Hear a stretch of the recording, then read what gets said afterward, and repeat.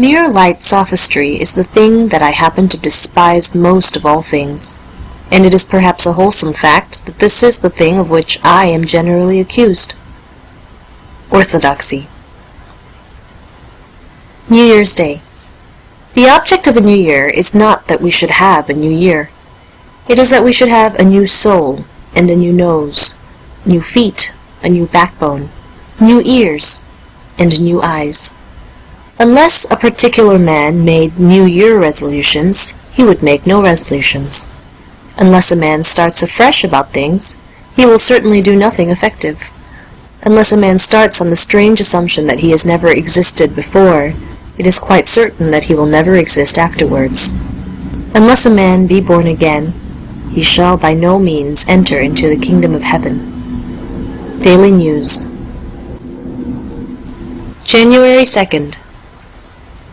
There is no such thing as fighting on the winning side. One fights to find out which is the winning side. What's wrong with the world? January 3rd. Courage is almost a contradiction in terms.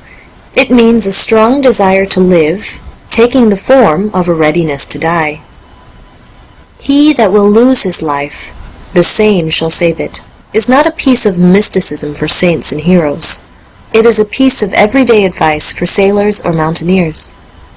It might be printed in an Alpine guide or a drill book. This paradox is the whole principle of courage, even of quite earthly or quite brutal courage. A man cut off by the sea may save his life if he will risk it on the precipice. He can only get away from death by continually stepping within an inch of it. A soldier surrounded by enemies, if he is to cut his way out, needs to combine a strong desire for living with a strange carelessness about dying. He must not merely cling to life, for then he will be a coward and will not escape. He must not merely wait for death, for then he will be a suicide and will not escape. He must seek his life with a spirit of furious indifference to it. He must desire life like water, and yet drink death like wine. No philosopher, I fancy, has ever expressed this romantic riddle with adequate lucidity, and I certainly have not done so. But Christianity has done more. It has marked the limits of it in the awful graves of the suicide and the hero, showing the distance between him who dies for the sake of living and him who dies for the sake of dying. And it has held up ever since above the European lances the banner of the mystery of chivalry, the Christian courage which is a disdain of death, not the Chinese courage which is a disdain of life. Orthodoxy. January 4th. The fact is that purification and austerity are even more necessary for the appreciation of life and laughter than for anything else. To let no bird fly past unnoticed, to spell patiently the stones and weeds, to have the mind of a storehouse of sunsets requires a discipline in pleasure and an education in gratitude. 12 types. January 5th. We have people who represent that all great historic motives were economic, and then have to howl at the top of their voices in order to induce the modern democracy to act on economic motives. The extreme Marxian politicians in England exhibit themselves as a small heroic minority, trying vainly to induce the world to do what, according to their theory, the world always does. Tremendous trifles. January 6th. The Feast of the Epiphany. The Wise Men. Step softly, under snow or rain, to find the place where men can pray. The way is all so very plain that we may lose the way. Oh, we have learned to peer and pore on tortured puzzles from our youth. We know all labyrinthine lore. We are the 3 wise men of yore, and we know all things but the truth. Go humbly. It has hailed and snowed, with voices low and lanterns lit. So very simple is the road that we may stray from it. The world grows terrible and white, and blinding white the breaking day. We walk bewildered in the light, for something is too large for sight, and something much too plain to say. the child that was ere worlds began. We need but walk a little way. We need but see a latch undone. The child that played with moon and sun is playing with a little hay. The house from which the heavens are fed, the old strange house that is our own, where tricks of words are never said, and mercy is as plain as bread, and honor is as hard as stone. Go humbly, humble are the skies, and low and large and fierce the star, so very near the manger lies, that we may travel far. Hark! Laughter like a lion wakes to roar to the resounding plain, and the whole heaven shouts and shakes, for God himself is born again, and we are little children walking through the snow and rain. Daily News, January 7th. The idea of private property, universal but private, the idea of families, free but still families, of domesticity, democratic but still domestic, of one man, one house. This remains the real vision and magnet of mankind. The world may accept something more official and general, less human and intimate, but the world will be like a broken-hearted woman who makes a humdrum marriage because she may not make a happy one. Socialism may be the world's deliverance, but it is not the world's desire. What's wrong with the world?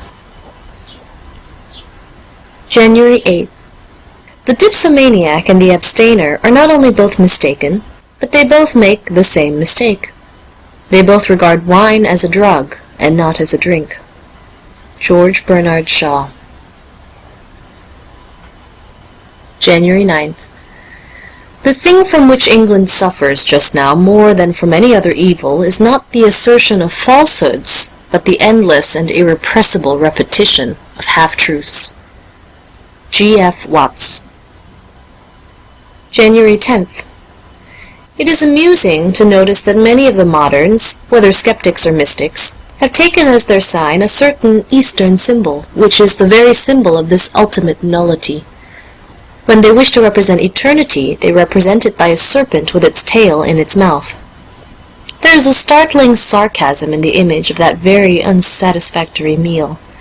The eternity of the material fatalists, the eternity of the Eastern pessimists, the eternity of the supercilious theosophists and higher scientists of today is, indeed, very well presented by a serpent eating its tail, a degraded animal who destroys even himself. Orthodoxy. January 11th. Variability is one of the virtues of a woman. It obviates the crude requirements of polygamy. If you have one good wife, you are sure to have a spiritual harem. Daily News. January 12th. We must not have King Midas represented as an example of success. He was a failure of an unusually painful kind. Also, he had the ears of an ass. Also, like most other prominent and wealthy persons, he endeavored to conceal the fact. It was his barber, if I remember right, who had to be treated on a confidential footing with regard to this peculiarity. And his barber, instead of behaving like a go-ahead person of the succeed-at-all-costs school and trying to blackmail King Midas, went away and whispered the splendid piece of society scandal to the reeds, who enjoyed it enormously. It is said that they also whispered it as the winds swayed them to and fro. I look reverently at the portrait of Lord Rothschild. I read reverently about the exploits of Mr. Vanderbilt. I know that I cannot turn everything I touch to gold, but then I also know that I have never tried, having a preference for other substances, such as grass and good wine. I know that these people have certainly succeeded in something, that they have certainly overcome somebody. I know that they are kings in a sense that no men were ever kings before, that they create markets and bestride continents. Yet it always seems to me that there is some small domestic fact that they are hiding, and I have sometimes thought I heard upon the wind the laughter and whisper of the reeds. All Things Considered. January 13th. The Christian ideal has not been tried and found wanting. It has been found difficult and left untried. What's Wrong with the World? January 14th. The old masters of a healthy madness, Aristophanes, or Rabelais, or Shakespeare, doubtless had many brushes with the precisians or ascetics of their day, but we cannot but feel that for honest severity and consistent self-maceration they would always have had respect. But what abysses of scorn, inconceivable to any modern, would they have reserved for an aesthetic type and movement which violated morality and did not even find pleasure, which outraged sanity and could not attain to exuberance, which contented itself with the fool's cap, without the bells. The Defendant. January 15th. The truth is that all feeble spirits naturally live in the future, because it is featureless. It is a soft job, you can make it what you like. The next age is blank, and I can paint it freshly with my favorite color. It requires real courage to face the past, because the past is full of facts which cannot be got over, of men certainly wiser than we, and of things done which we could not do. I know I cannot write a poem as good as Lycidas, but it is always easy to say that the particular sort of poetry I can write will be the poetry of the future. George Bernard Shaw. January 16th. I have only that which the poor have equally with the rich, which the lonely have equally with the man of many friends. To me this whole strange world is homely, because in the heart of it there is a home. To me this cruel world is kindly, because higher than the heavens there is something more human than humanity. If a man must not fight for this, may he fight for anything? I would fight for my friend, but if I lost my friend I should still be there. I would fight for my country, but if I lost my country I should still exist. But if what that devil dreams were true, I should not be. I should burst like a bubble and be gone.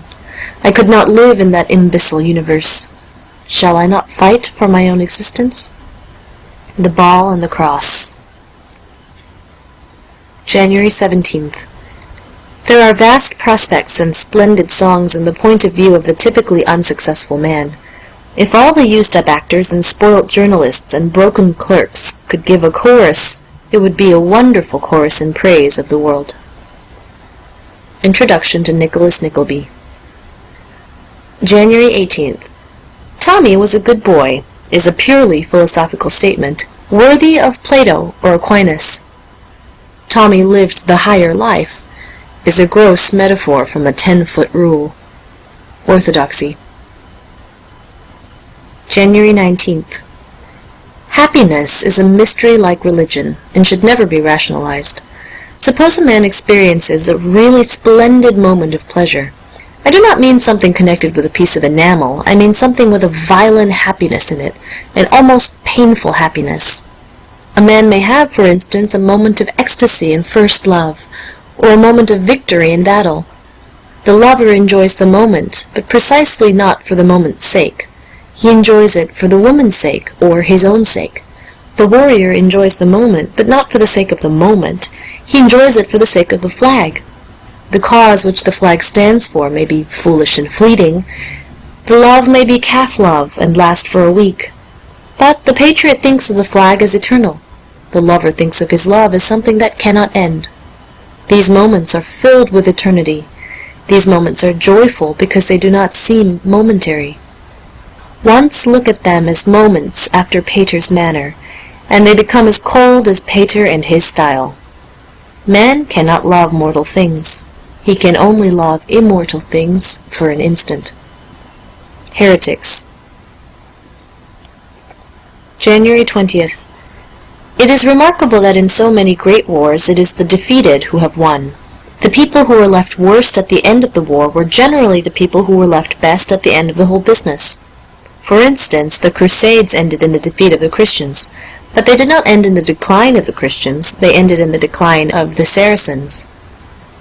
That huge prophetic wave of Moslem power, which had hung in the very heavens above the towns of Christendom, that wave was broken and never came on again. The Crusades had saved Paris in the act of losing Jerusalem. The same applies to that epic of Republican war in the 18th century to which we liberals owe our political creed. The French Revolution ended in defeat. The kings came back across a carpet of dead at Waterloo. The revolution had lost its last battle, but it had gained its first object. It had cut a chasm. The world has never been the same since. Tremendous Trifles. January 21st. From such books, we can discover what a clever man can do with the idea of aristocracy. But from the Family Herald supplement literature, we can learn what the idea of aristocracy can do with a man who is not clever. And when we know that, we know English history. Heretics. January 22nd. Darwinism can be used to back up two mad moralities, but it cannot be used to back up a single sane one. The kinship and competition of all living creatures can be used as a reason for being insanely cruel or insanely sentimental, but not for a healthy love of animals. On the evolutionary basis, you may be inhumane, or you may be absurdly humane, but you cannot be human. That you and a tiger are one may be a reason for being tender to a tiger, or it may be a reason for being as cruel as the tiger. It is one way to train the tiger to imitate you, it is a shorter way to imitate the tiger. But in neither case does evolution tell you how to treat a tiger reasonably. That is, to admire his stripes while avoiding his claws. If you want to treat a tiger reasonably, you must go back to the Garden of Eden. Orthodoxy. January 23rd. Some priggish little clerk may say, I have reason to congratulate myself that I am a civilized person, and not so bloodthirsty as the mad mullah. Somebody ought to say to him, a really good man would be less bloodthirsty than the mullah. But you are less bloodthirsty not because you are more of a good man, but because you are a great deal less of a man. You are not bloodthirsty, not because you would spare your enemy, but because you would run away from him. All Things Considered. January 24th. To the quietest human being seated in the quietest house, there will sometimes come a sudden and unmeaning hunger for the possibilities or impossibilities of things. He will abruptly wonder whether the teapot may not suddenly begin to pour out honey or sea-water, the clock to point to all hours of the day at once, the candle to burn green or crimson, the door to open upon a lake or a potato field instead of a London street. Upon anyone who feels this nameless anarchism, there rests for the time being the spirit of pantomime. Of the clown who cuts the policeman in two, it may be said, with no darker meaning, that he realizes one of our visions. The Defendant. January 25th. Silence is the unbearable repartee. Charles Dickens. January 26th. I am staring, said MacIan at last, at that which shall judge us both. Oh, yes, said Turnbull in a tired way. I suppose you mean God. No, I don't, said MacIan, shaking his head. I mean him. And he pointed to the half-tipsy yokel who was ploughing down the road.